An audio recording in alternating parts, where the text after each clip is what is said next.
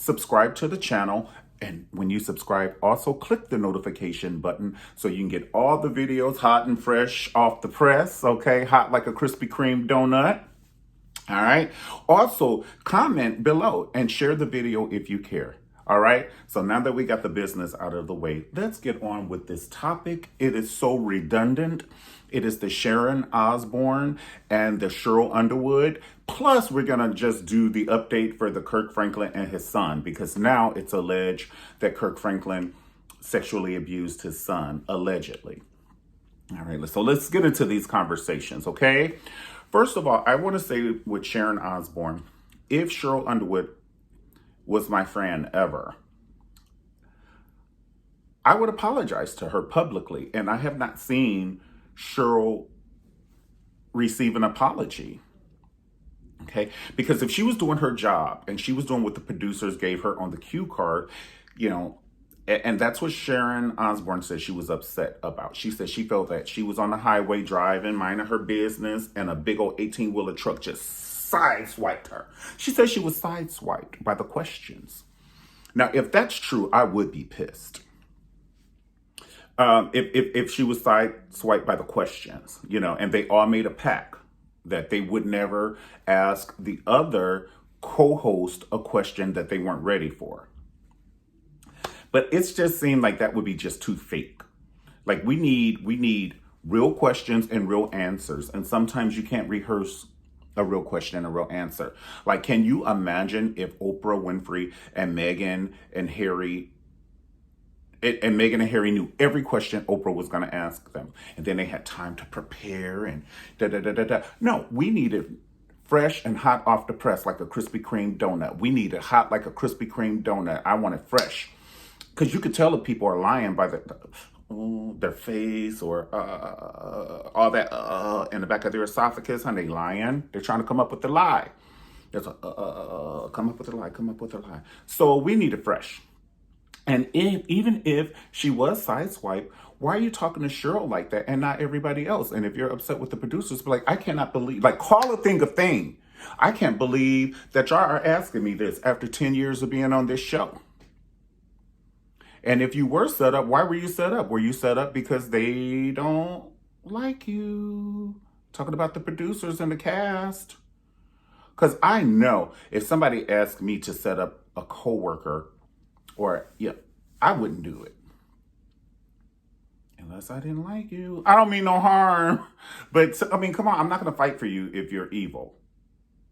And if what you said about the other cast, about their sexuality and their race and all of these other innuendos, then maybe you're probably not the most liked person on the show.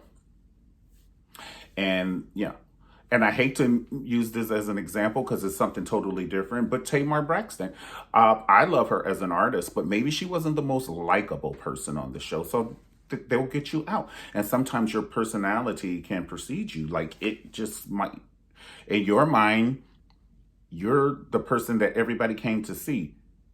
And the T is everybody's replaceable. Except for Beyonce. I hate to say it. I don't want to see another Beyonce and Destiny's Child. And then you got Kelly and Michelle over here. And I'm like, who is this new heifer in the middle? I don't want to see it. Y'all don't either. So everybody is replaceable. Even Tamar, I heard that her and her husband produced the show, but then they fired her. And you still got to be likable, approachable, likable, humble, and I feel that Tamar are these things now, but she had to have these things taken away in order to, be in line with the universe. I love the person that Tamar has become these days, okay? She just used to be loud, obnoxious, and it was just all about her. And, ever since she become a mom, her personality has changed. And it appeared that things that were, important to her, like a big house, a big car, a big bag, and all this stuff, she was like living humble now. And I'm happy. Everybody changed, So back to Sheryl. I just feel that if Sheryl was sincere, number one, you should have apologized to Sharon. If Sharon was sincere, she should have apologized to Sheryl. Y'all names are a little too close. It's like Oprah and Okra. So if Oprah told Oprah, and if Oprah told Okra, I'm like, y'all names are just too same. Okay? Got me tongue twisting over here. But if Sharon had apologized to Cheryl, that would have been a good start. Like, Cheryl, I'm so sorry. I was speaking to you in an aggressive manner. The conversation was heightened. I felt attacked. You my girl. You my boo. Shit, what we eating? Let's go to Chipotle and get that new quesadilla. But it didn't go like that. She is still on a campaign. She never took responsibility. And even if the producers did sideswipe you and they did give the young ladies cars, you don't act like that. Do you know how many times people are at their job and they want to cut somebody or curse someone out and they have restraints, like Cheryl, and they don't? And you could have had the same restraints that Cheryl had.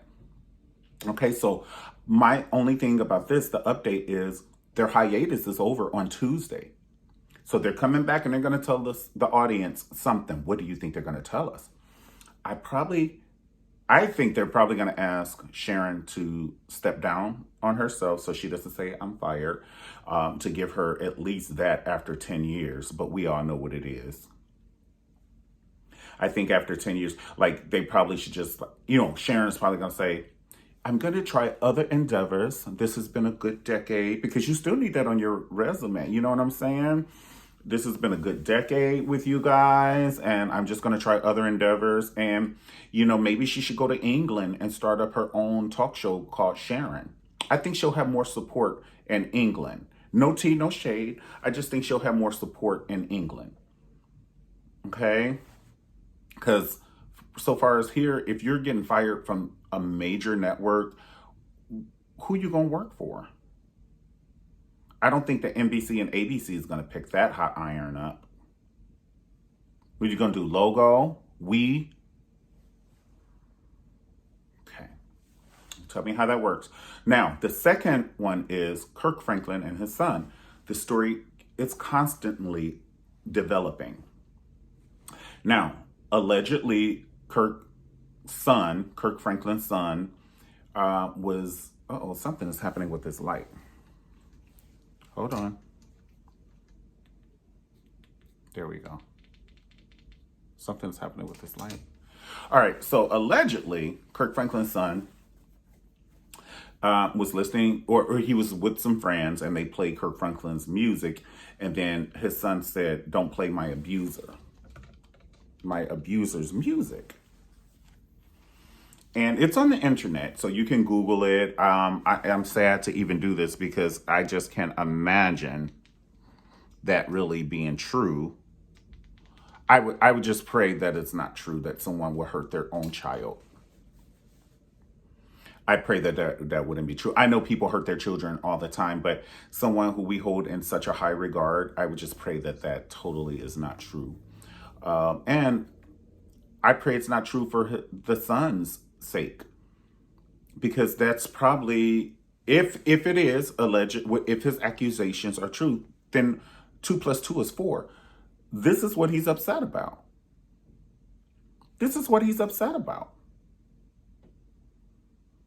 But it didn't sound like he was upset. Like, I would have heard more anger. It appeared to me, I would have heard more anger coming from the son. It just appeared that he was poking the bear and waiting for the bear to wake up. And then when Kirk Franklin woke up as the bear, then he ran. Like, throw a brick and hide your hands. And I think he was just trying to mess up his dad's sponsorship and the money and reputation, his credibility and everything. And you're not just doing it to your dad, you're doing it to the whole family.